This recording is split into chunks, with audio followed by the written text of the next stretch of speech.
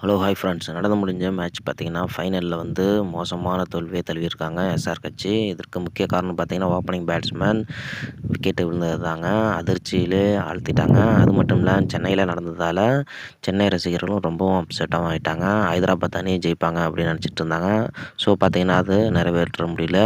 தொடர்ந்தபடியாக விக்கெட்டை கொடுத்து ப்ரெஷர் கொடுத்துட்டாங்க. இதற்கு முக்கிய காரணம் பார்த்தீங்கன்னா, டாஸை வின் பண்ணி பேட்டிங் பண்ணது தாங்க. ஃபைனல்னாவே இறுதிப் போட்டியில் வந்து செகண்ட் பேட்டிங் எடுத்து நிதானமான ஆட்டத்தை வெளிப்படுத்தி மேட்சை கொண்டு போய் வின் பண்ணணும். அது வந்து பேட் கமின்ஸுக்கு புரியவில்லை அப்படின்னு வந்து சொல்லியிருக்காங்க சென்னை ரசிகர்கள்.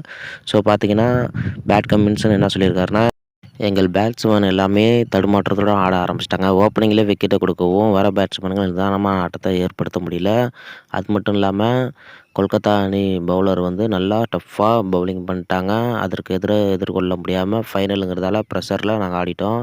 டாஸை வின் பண்ணி முதல்ல பேட் பண்ணது என்னோடய தப்பு தான் அப்படின்னு வந்து அவரே குறிப்பிட்டிருக்காரு. ஸோ பார்த்தீங்கன்னா, இந்த மேட்ச் வந்து தோற்பதற்கு காரணம் வந்து என்னோட தவறான ஒரு முடிவு தான் அப்படின்னு சொல்லியிருக்காரு. இதனாலேயே வந்து கேகேஆர் பவுலர்ஸ்க்கு வந்து ரொம்பவும் இடம் கொடுத்துட்டோம். அது இல்லாமல் அவங்க வந்து பவுலிங் பண்ணி நல்லா ஒரு ரன் ரேட்டை கொண்டு போய் நிப்பாட்டிட்டாங்க. எங்களை வந்து சுருட்டிட்டாங்கன்னு சொல்லலாம். 18 ஓவர்லேயே பவுலர்கள் வந்து என்ன பண்ணுறாங்கங்கிறது வந்து பேட்ஸ்மேனுக்கு தெரியவே இல்லை. ஏன்னா நிதானமான ஆட்டத்தை ஏற்படுத்தவும் முடியல. ஸோ பார்த்தீங்கன்னா, அவங்க வந்து குயிக்காக வந்து வின் பண்ணிட்டாங்க. அதற்கு முக்கிய காரணம் அவங்க அந்த அணியில் வந்து வெங்கடேஷ் ஐயரோட அரை சதம். விக்கெட் நாங்கள் ஃபஸ்ட்டு ஓவர்லேயே 6 ரன்லேயே எடுத்திருந்தாலும் அதன் பிறகு பார்த்தீங்கன்னா 100 ரன்னுக்கு அப்புறம் தாங்க 2வது விக்கெட் எடுக்க முடிஞ்சது. அதனால் அவங்க சாம்பியன் பட்டம் வென்றுட்டாங்க.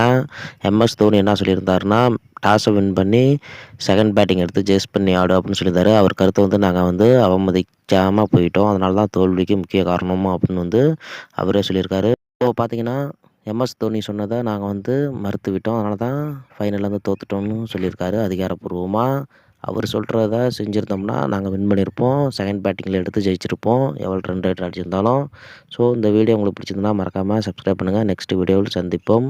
நன்றி, வணக்கம்.